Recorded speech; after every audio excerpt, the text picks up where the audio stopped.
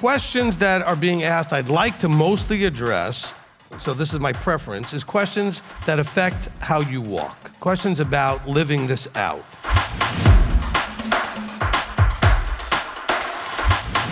What he's always told me is, tell them that if they're doing what they're supposed to be doing, they'll be where they're supposed to be. But you need a teacher to teach you what it is you need to be doing.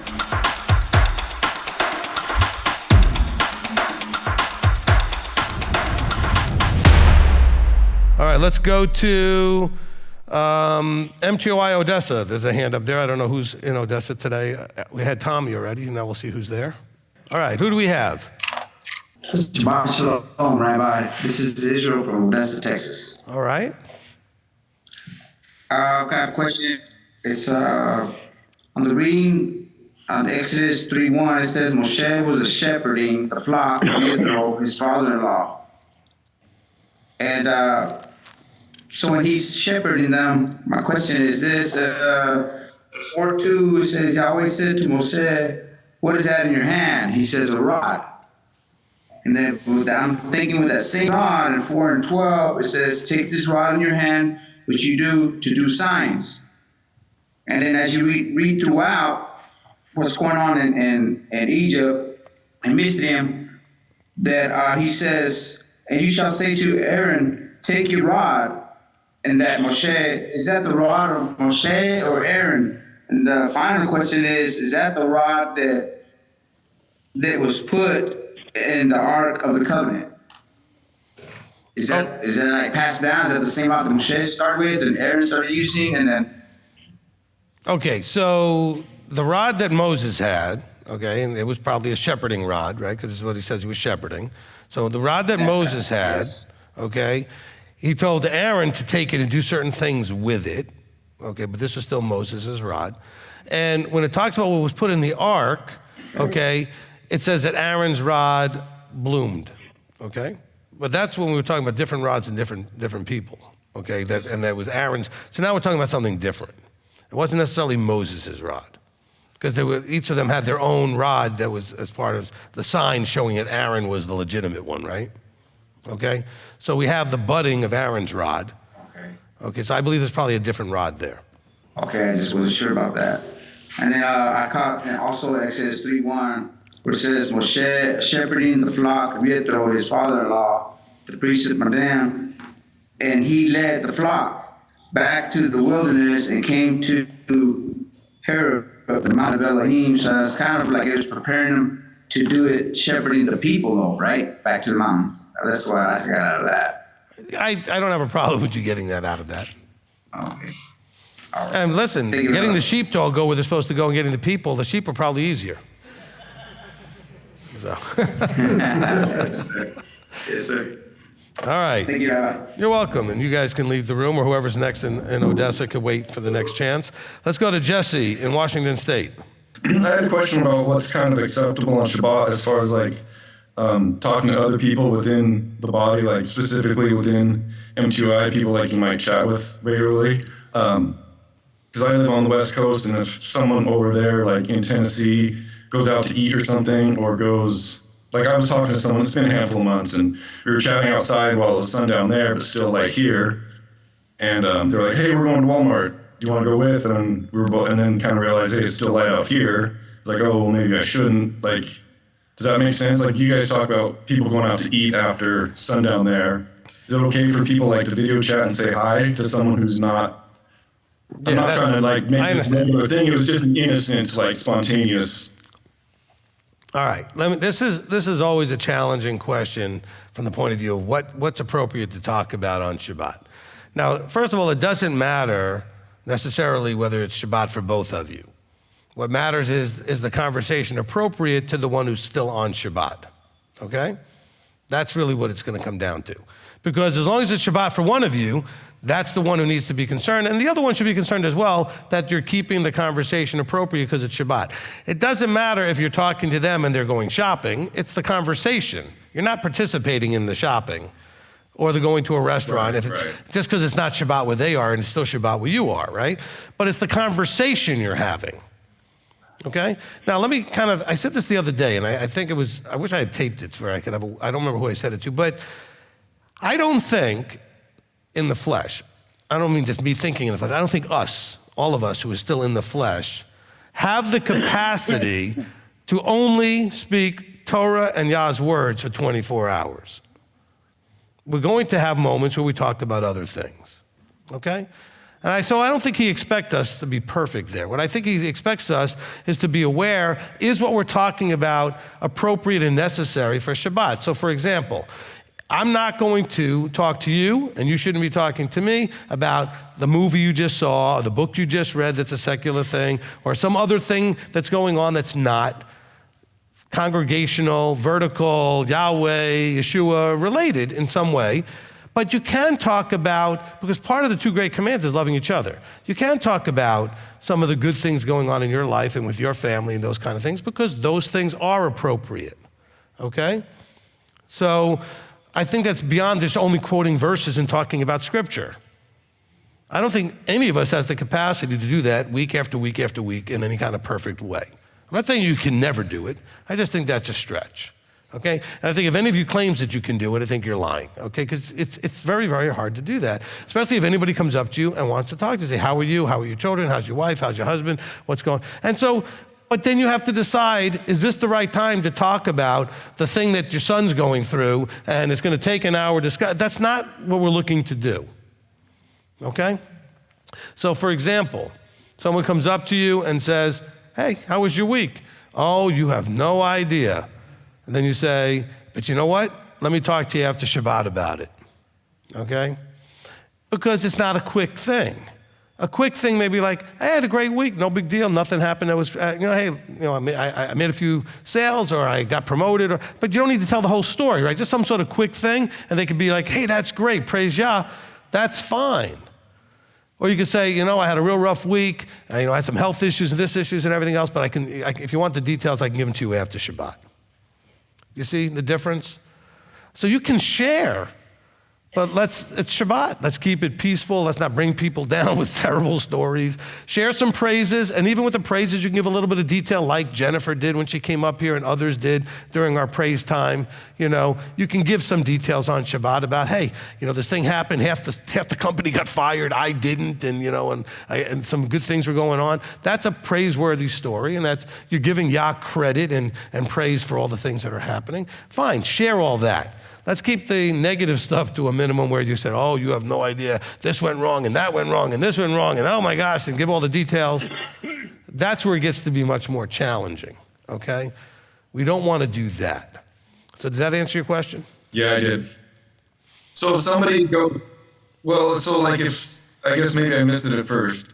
So if somebody goes out to eat, and it's after dark there, but it's still before Shabbat ends where I'm at, should they video chat me just to say hi or just whatever, just have you know what I mean? Look, the simple question. If someplace where I wouldn't go. No, it has nothing to do with where they go. Okay, you have to ask the question is what I'm doing Shabbat worthy? So I think when we're disconnected, we don't have a congregation where we are, talking to people in the body, wherever they are, if you have a way to do that so that you're not interrupting their service, right, because they're already done or whatever, there's nothing wrong with that. But again, if it's something that can wait, this is really important. Anything that can wait should wait, all right? But if I'm your friend, and I know my sundown is 3 hours before yours, because you're on the West Coast, I may want to call you knowing you're sitting around with nothing to do for another 3 hours on your sundown, and have some time that we can share as brothers, even though Shabbat's already over here. And that's totally fine, okay? Now, I don't know why I would do it from a restaurant. I think that that's kind of rude. Why would you go to a restaurant and try to talk to somebody while you're at a restaurant, especially if you're with other people at the restaurant, okay? And especially when you're doing something the other person can't do, is sit there watching you eat that wonderful food at the restaurant or whatever. So, kind of like, wish you were here, Let's now go back to, let's see. Looks like Annabelle is in Odessa. Hi, Rabbi. Hi, Annabelle. I have a Wait, hold on. I have to adjust my eyes to your outfit. Give me a second. All right.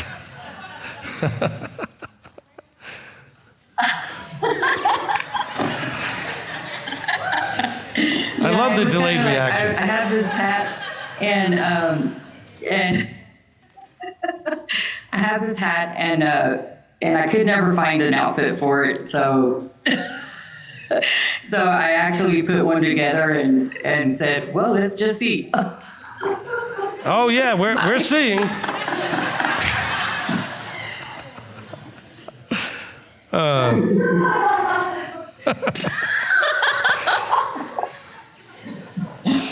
All right.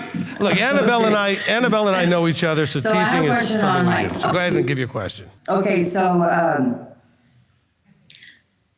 my question is, or maybe you should tell me if I need to do counseling instead, but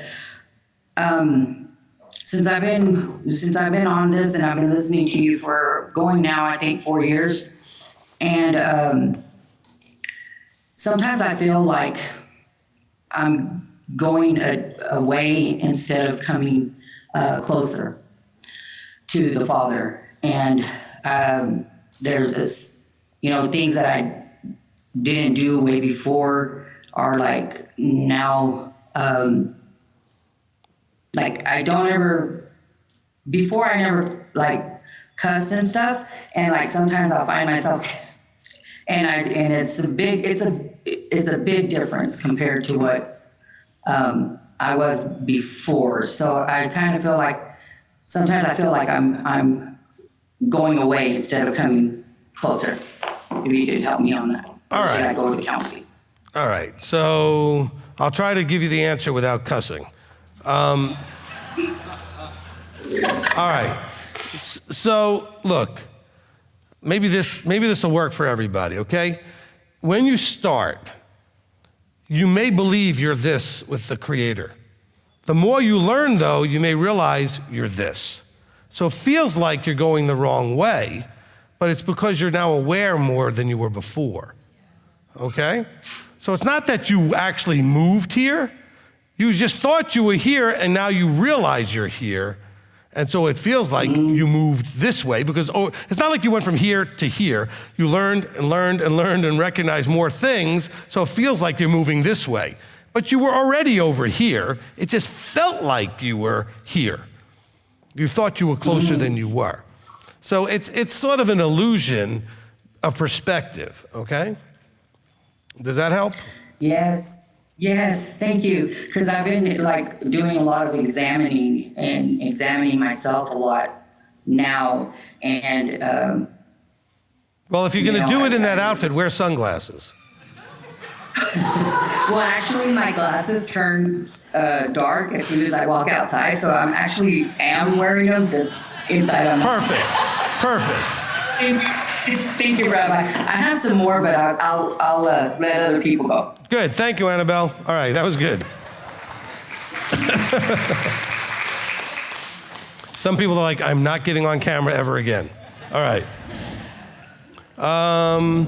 Let's go with, let's see. Melton, you have another question, or did you forget to put your hand down from before? No, sir, I have another question. All right, go ahead. I'm back as the green man again. Oh, yeah, he's just putting your, there's the green man. There you go. Okay. I hate to bring it up again, but then I see the answers.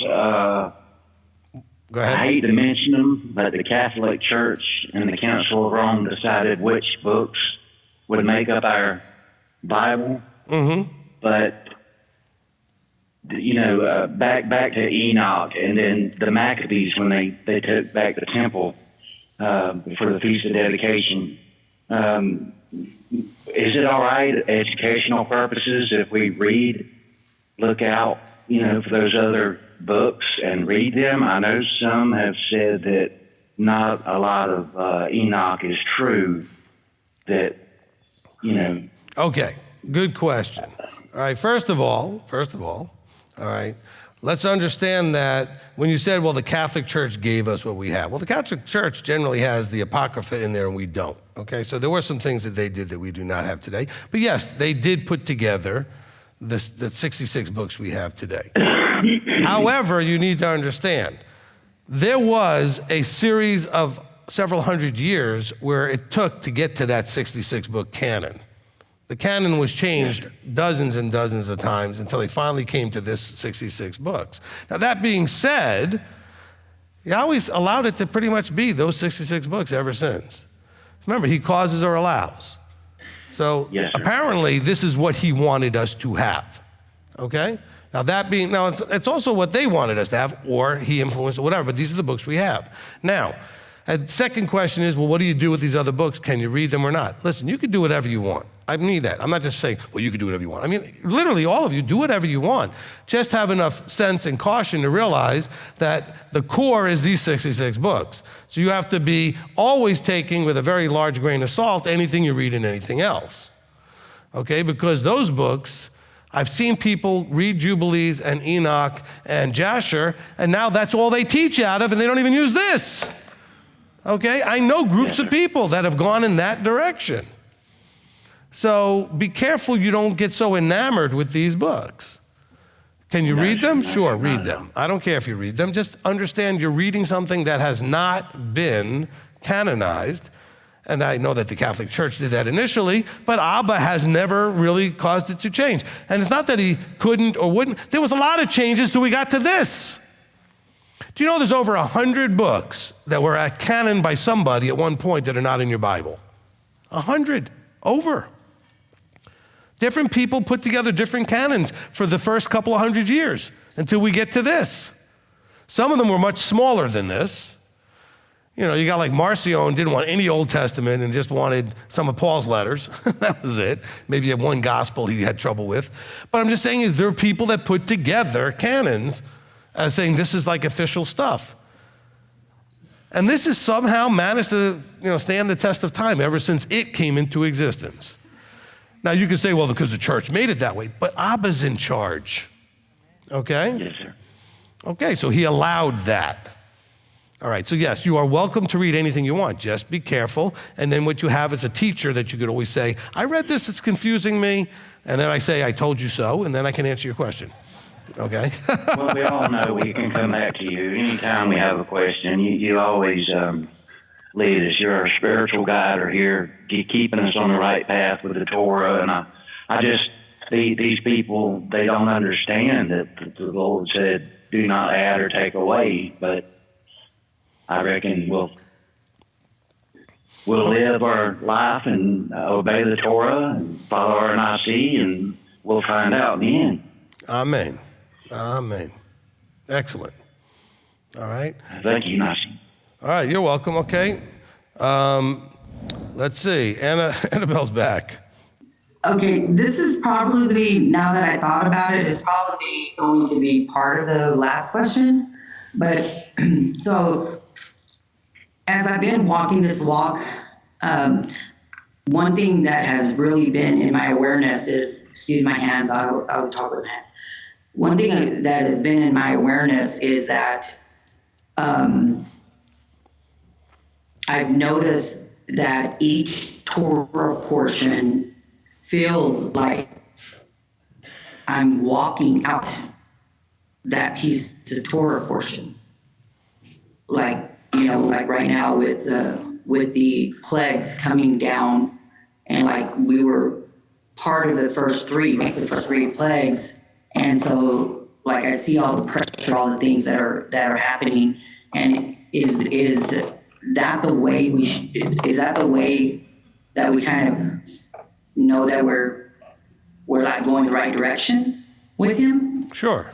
I mean, look, he expects us to look at these things that are written as examples for us and see ourselves in it, and then to dig down and say, okay, how do I relate? In other words, do I have like plagues going on in my life? Can I then have trust in him to take me through all that, bring me to the mountain, share with me what I need to have, okay?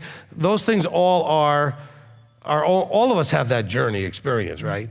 And so, if you think about it, we all start off enslaved. He pops our bubble, which is like Moses coming and saying, hey guys, we're gonna get out of here, okay? And then he starts to share with us his plan, go to Sinai, hear about the Torah, hear about the word, learn what he wants us to understand. Then we gotta go through the wilderness, trying to figure out how to walk this out while we're being challenged by the wilderness. Eventually we get to the promised land, so to speak, right? So it all plays out in our lives just like it did for them. Right. And so like with that, I can look at Philippians 2:12 in a more, like a more deeper understanding when it's talking about, so that my beloved. Walking your own salvation out in fear and trembling, yeah. Yes, sir. But like, as I was reading it today, I was noticing that it, on 13 it says, for it is Elohim who is working in you both to desire and to work for his good pleasure. It has nothing really, well, not to say it like that, but it doesn't have to do with what's pleasing for us or pleasure for us. It's pleasure for him that we are to work out our own salvation. Right, so And it's examine ourselves. telling you that he's the driving inspiration, right? He popped your bubble, he draws you, that inspires you then to do the doing that it talks about in verse 13. Yes, sir. Thank you. You're welcome, thank you. All right, it seems to be like the Annabelle and Lily show. Okay, back to Lily again. In San Diego this time, not South Dakota. I figured it out this time. Okay. Thank you, Rabbi. And by the way, I wanted to say thank you for your obedience. Your teachings are like the light to my path. We have been praying for someone like you, and I'm so happy that you were obedient and you put this out for us to learn. Amen. My next question, I actually have typed it in, is referring to Galatians. Our brother Paul can be a little bit confusing. For the most part, I follow along, and it actually correlates with Matthew and them if read correctly. However, when I got to a certain part of Galatians 2 at the end, it threw me off a little bit. Verses 19 through 21, I didn't understand exactly what he was referring to. I know that beginning from 11 to 21 is talking about traditions and the fact that the Gentiles are crafted in, and Peter was not eating with the Gentiles when the circumcision, the brothers with the circumcision, the Jewish, were there. So how does the last 3 verses of chapter 2 relates to that? Because I got confused when he says, I do not set aside the favor of Elohim, for it is righteousness. If righteousness is through Torah, the Messiah died for naught. All right, look, Galatians is top of the list of the weapons that the church uses against Torah, right? And right. I will be doing a teaching that will go through Galatians at some point. Okay, I know I promised, and we'll do that. Let's understand the sort of core context that you need at this point, because I don't have time to really explain everything here, because it's going to need to unravel a bunch of stuff that Paul's really trying to say. Let's understand that the context that you need, though, is, yes, you started off by saying you know that there are things you can't be saying. Okay, realize that with Paul's letters, all right, anybody's writings in the New Testament, you should know, if you know the Old Testament well enough, what they cannot be saying, because if they are, then that's a problem, right? They can't be undermining or altering what was already said. That being said, so if Paul is attacking Torah observance or the Torah, this is a problem. So then we have to ask the question, well, if that isn't what he's doing, because let's assume he's not a problem, well, then what is he doing? Well, that's really the hard part, right? So now we have the second part of our context. He's writing, first of all, this letter, and he's angry. All right? Now, you've heard me, if you've watched for the years, you've heard me say things like, don't text angry, don't post angry, don't write letters to Galatians angry. I mean, chapter 3, verse 1, he says, oh, you idiot Galatians. You stupid Galatians in some translations, you foolish Galatians. He's not happy.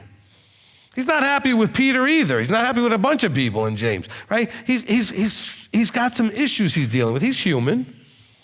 So he's writing a letter and he's really angry. We don't necessarily know exactly what he's angry about. He tells us a little insight to some of it, but you have to understand this is a letter that is going to be a little bit derailed by the fact that he's upset. And again, he didn't write this expecting you would ever read it. He wrote it because they would read it, okay? And they would know exactly what he was upset about. You wouldn't, because it wasn't written to you. It was written to them. Now, it's here, which means it's for you. At least at some point it's for you, when you have the capacity to understand what he's actually talking about.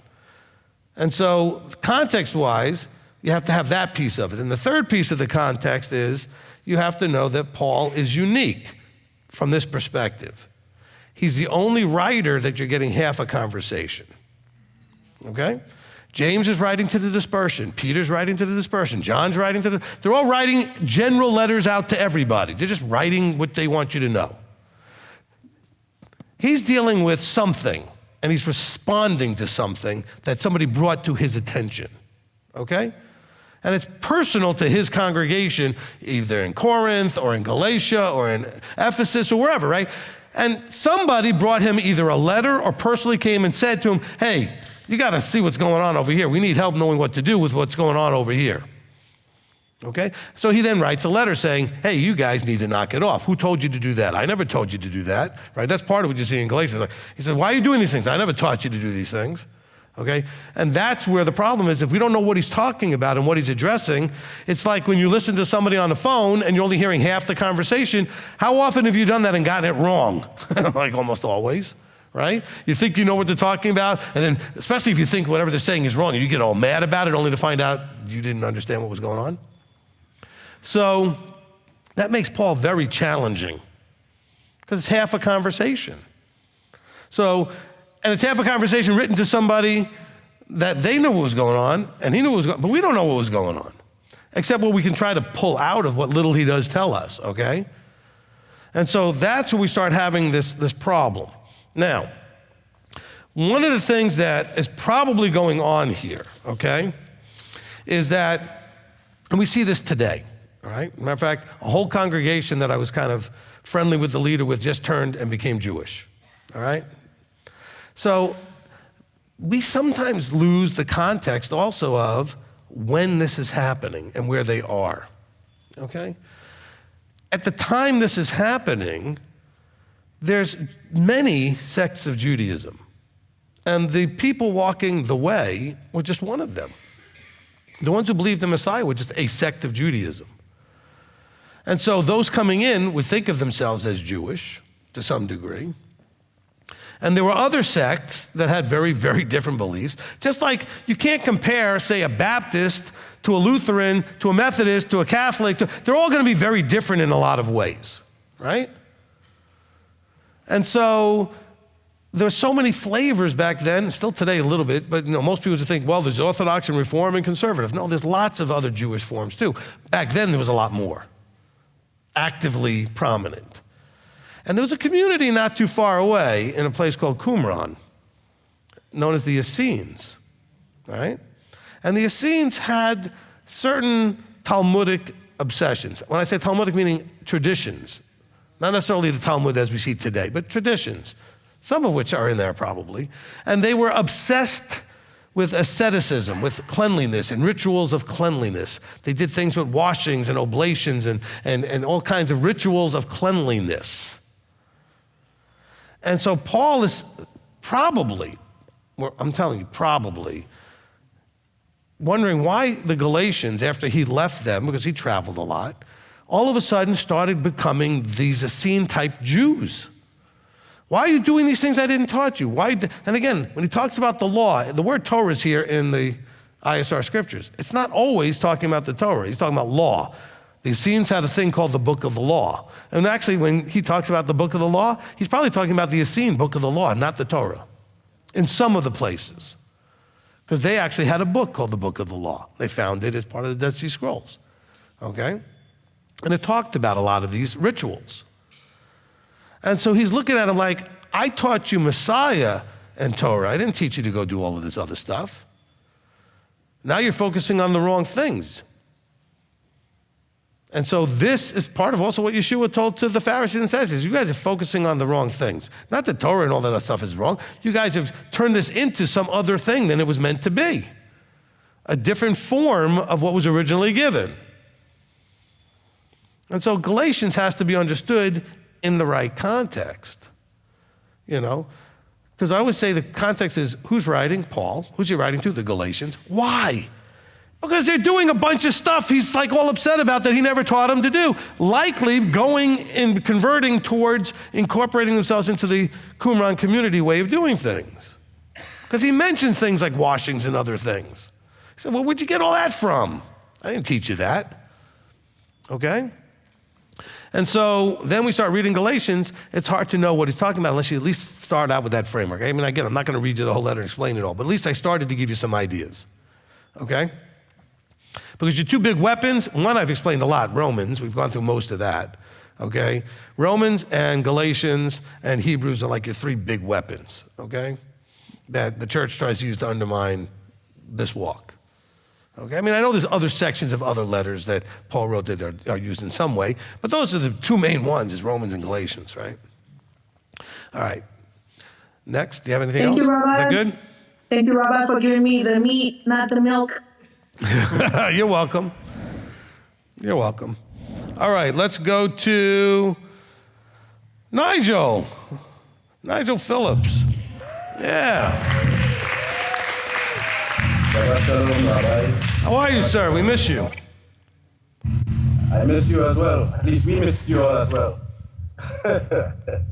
It's good being here. Are you hearing me well? No. Hearing me well. Any better now? I just brought the phone closer. Yes, but I'm afraid I might fall into your mouth or something. All right. So, Rabbi, I've been having a bit of a challenge that I'm hoping you can help me with. Before this walk, my life in general could only be described as Rabbi Tom likes to say tohu bohu, chaos and confusion. But my career and my business was going in a good trajectory, and my finances were really good. For the past 3 years since I've been on this walk, my life has been excellent. Everything around my life has been excellent. But business, career, finances, the script has flipped a bit. And I'm really having some odd moments reconciling the two. Now, I must qualify that by saying I've looked at a lot of your teachings, and of course, I look at you personally and I take example from that.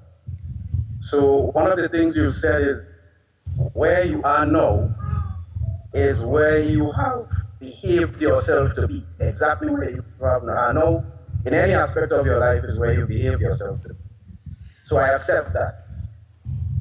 So on that tune, I accept also that if I'm taking the right steps, then I can look forward to everything turning around the same way that it crashed, so to speak. Okay. But I must admit, you have some challenges reconciling that journey and how the script has flipped. Because I'm not doing much things different, it's just that it doesn't seem to be working. All right. And that's challenging for me. All right. So first of all, where are you? You're in Guyana right now?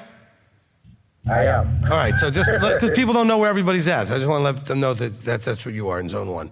All right. So look, Nigel, if I remember our conversations about your finances and business, you know, in public, I'm going to have to give you some of the correction. I don't think you've done what I've told you to do, and that's part of why you're where you're at. I've not advised you to do most of these things that you keep doing. And so you keep getting yourself into these holes because you make choices that I told you I don't think are the right way to go. Gotcha. Okay? And you know that's true. But you see, but I also can relate to you because you have this entrepreneurial bug.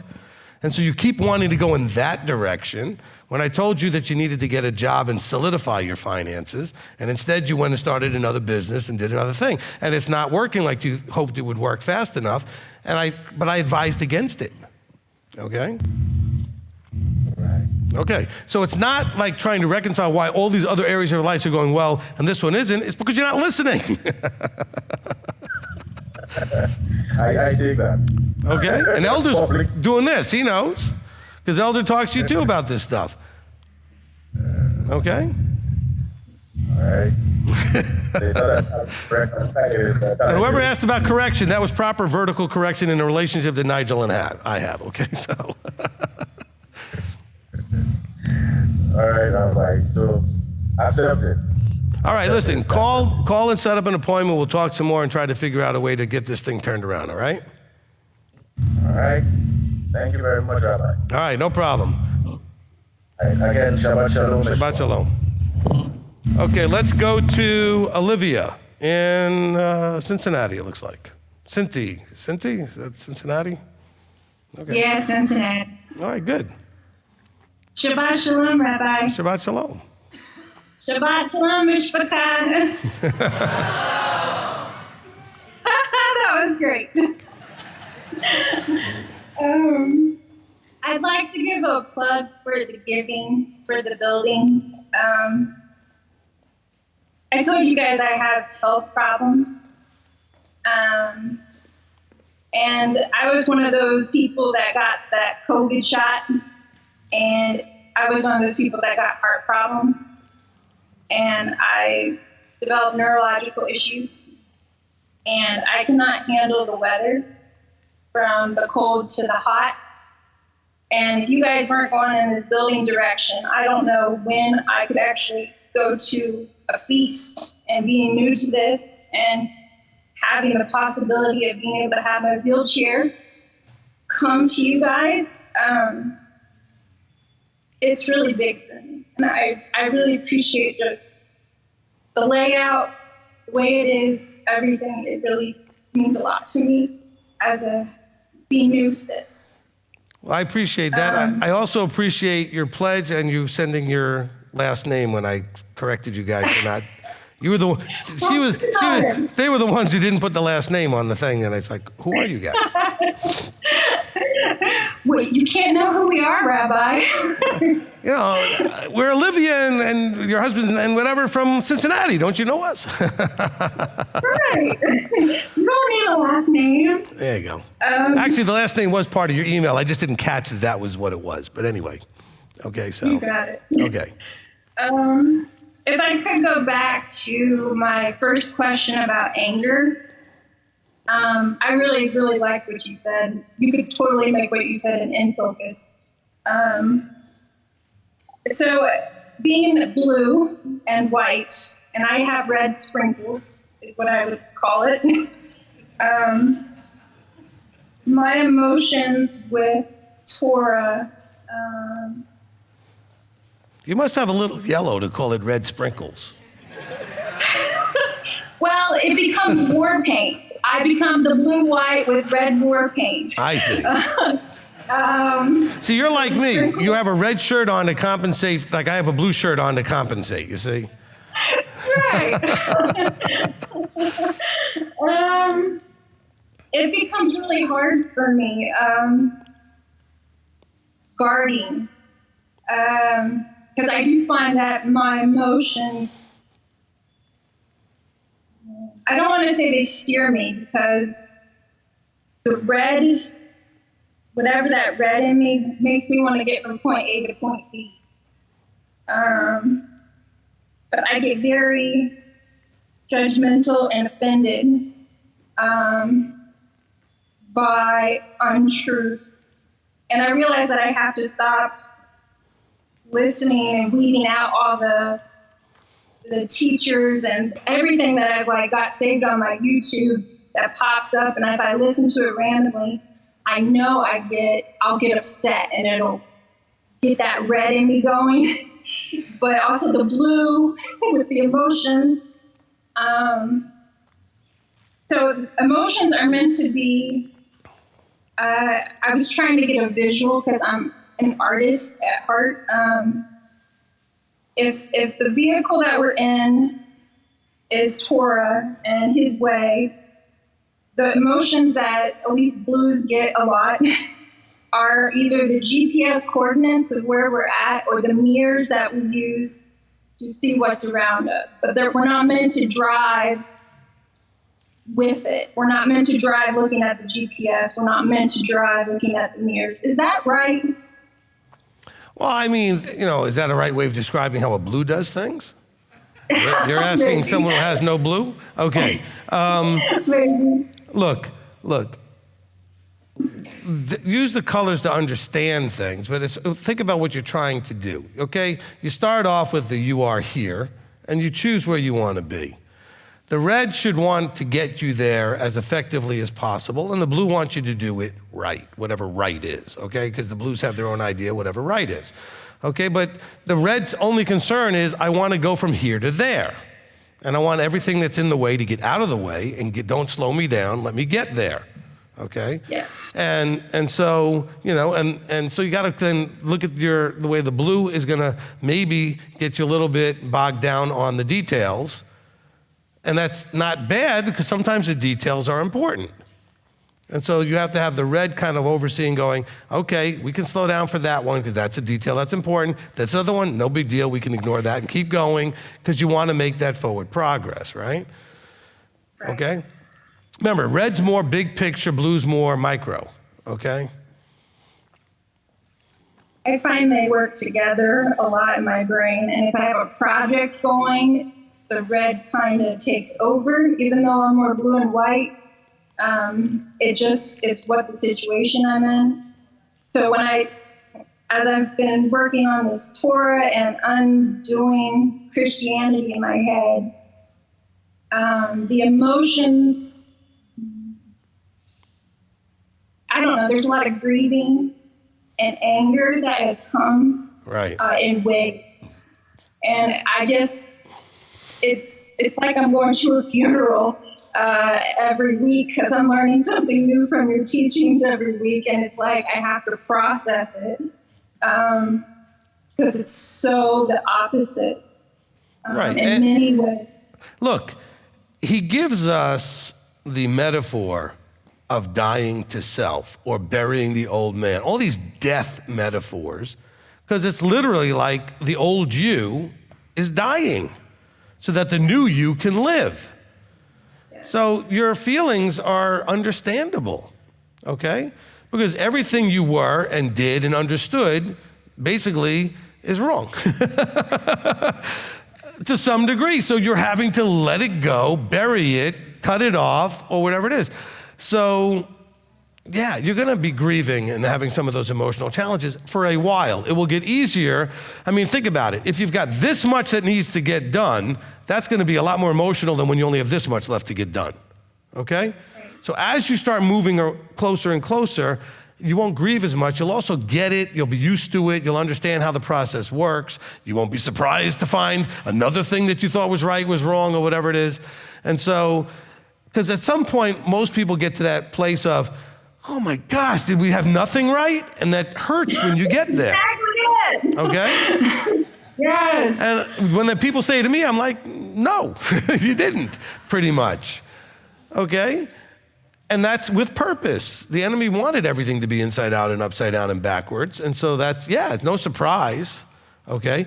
But when these pillars in your system that were holding you up in a certain way get knocked out by me, as our teaching goes bing and knocks out another pillar, next thing you know, you're feeling very wobbly and you're going to fall down because all of the foundation's getting knocked out.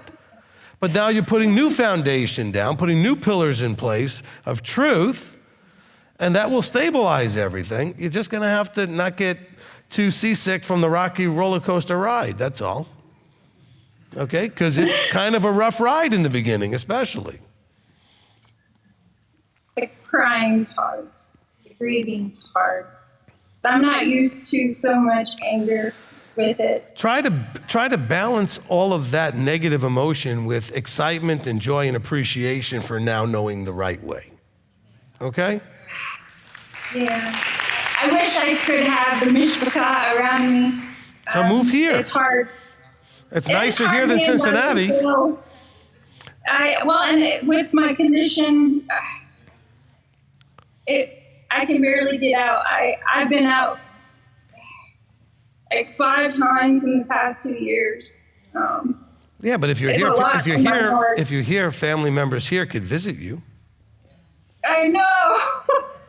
I know. Okay, and the weather is more mild here than it is in Cincinnati. I can promise you that. I did that today. It's like 20 here, and you guys got like 40. I was like, that would be better. And Thank you, Rabbi. we don't get the snow you get there either. Yeah, it's as fickle as my greeting and anger is right now. All right, all right. Listen, try to redirect your attention as you're going through the grieving to not focusing on what was wrong and what you didn't do and what you didn't understand and how this is all, frustrating, but be excited that he's revealing the new, okay? Just redirect your focus. Okay. Okay. Thank you so much. You're welcome. All right, blessings to you. Blessings. Bye, guys. Shabbat shalom. And I always wave. I'm one of those people that always wave at the screen and say, I love you. All right, good. Hey, guys. All right. Okay, Shaquille. Hi, Shabbat Shalom, Rabbi, and everyone. Okay, where are you from? I'm from Trinidad and Tobago. Oh, wonderful. Yeah, one of my questions is based on, it's an individual thing I've noticed with myself that I tend to want to share as much as I learn, but some people don't receive it as I would like them to. How can I Really? Yeah, how can I can't believe that. express it to them? How can I express it to them that this is a different type of work to what you are accustomed to? And All right. how can I not, if you understand what I mean? All right, first of all, there's a limited number of people in the world you need to explain anything to, okay? I wouldn't be bothering anybody that doesn't ask, like, hey, why are you doing this and why aren't you doing that? And if they do ask, you can give a simple explanation that should start with things like, in Philippians, when it talks about walking out your own salvation in fear and trembling, that's what I'm doing. And then for me, apparently, it looks a little different than it does for you, the way I'm understanding it from the way you're understanding it, and that's okay. You do your thing, you do you, and then, and I'm gonna do what I do. Now, that being said, as you learn through the teachings, you may be able to give simple answers. But if they're gonna argue with you, you shouldn't argue. Don't argue with people. Just say, look, I understand you don't agree with me, that's fine. You do your thing, I'm gonna do mine. Please respect that, I respect that you're doing your thing. This is just what I understand in my relationship, okay? Paul tells us in Titus 3 not to argue about these things, that it's unprofitable and useless. I agree with him 100%. I do not try to convince anybody that they're wrong. I was talking about this in the Zone 2 earlier this morning about how we had a lady here that's very much mainstream Christian, even though she's Jewish, but all of her thinking is mainstream Christian. And she must have said 15 things that completely are the opposite of what I teach. And I spent 0 time trying to explain to her why she was wrong. I just said, I don't agree with that. It's not what I teach, okay? Because it would not have been received. As you said, you talk to people and they don't receive it. They can't receive it. The reality, okay, I've given you guys one absolute truth you can bank on. You've experienced it in your life. There's a thing called bubble popping, okay? And Scripture says none comes unless the Father draws. Without that experience, they cannot, and before that, you could not receive, okay? So don't be surprised when they don't receive. They can't. Which is why I don't even try. Some of you are thinking, that's so shameful, you should be out there. No, it's his job, not mine. His job to draw them, okay? Yeah. That's it. Hold on, wait. Some of you guys think that I'm a little aggressive, this, that, and the other thing. Look, I know how to stay in my lane. That's his lane, I'm not jumping in it, okay? And you need to knock it off too.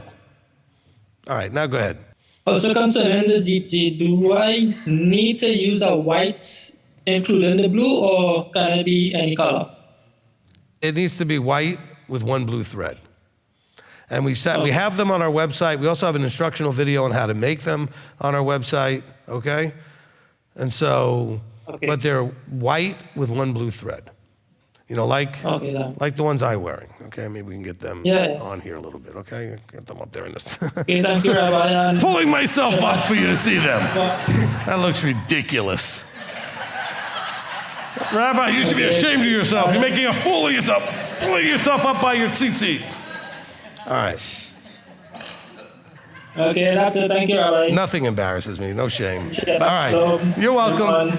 All right. Fantastic. Oh, my goodness. All right. Okay, that's all of the Zoom room people, okay? Rocky, can you be quick?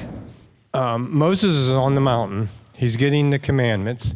And Yahweh says to him, hey, the people that you brought out of the land of Egypt is rebelling, you know. So when he said that, does that mean that the mixed multitudes that he let them come out, like they was his buddies or something? No. Okay, so this is almost like parents with children. Your son, do you know what your son did? What do you mean your son? It's my son too, whatever, right? So, you know, Yahweh's like, they're not behaving Yahweh-like. So he says, your people that you brought are acting very worldly down there. My people act differently, okay? So that's kind of where it was happening. It wasn't really distinguishing between the Israelites and the mixed multitude and everything. It was just simply saying, your people who you brought out, who are not acting like my people, they're doing some stuff down there right now. You need to get down there. That's more what it was like. I always picture it like, you know, the husband and the wife are sitting there and the wife walks up to the husband and goes, do you know what your son did? My son? I remember it took both of us to do this, okay? So I think that's more what was happening with Moses and Yahweh. Yahweh wanted Moses to say, I understand your people, the people you brought out. I know I told you to do it, and I know they're my people. Right now, they're not acting like it. Okay? Okay. Did that help? Yep. Well, good. One other thing. Go ahead. I heard that the tablets, were the tablets actually two-sided tablets, or were they a cube? Well, the scripture says they were written on both sides. It sounds like two sides, okay? So I don't have the idea of a cube there, although that would give them much more room to write. You know, it seems like there was enough information. It wasn't just like we picture in the movies, just the 10 Commandments taking up the entire 2 tablets, right? I think the whole blueprints for the tabernacle were on them, okay? I mean, there was a lot of information on these tablets. Okay, see, that's what happens when you watch other teachers. And one of them said it was a cube. Well, that guy's probably living on a triangle Earth, so, you know.